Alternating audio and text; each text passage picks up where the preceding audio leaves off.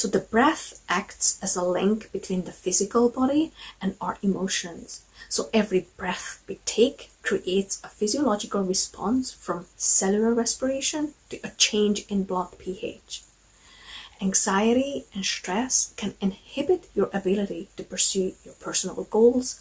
They prevent you from achieving your full potential and meeting those goals that are most important to you. So allowing these emotions to dominate your life requires actually more energy than simply getting on the mat and letting go. But actually the best thing about yoga and mindfulness, you can reap the benefits of them without ever rolling out your mat. You don't need your mat. You can do these in the elevators or the lift, in your office, in the public transport. They're all ideal places to practice yogic breathing and mindfulness.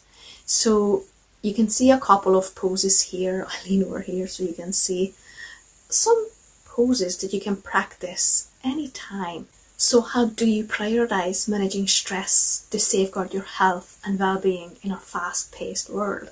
Comment below to share your ideas and your practices.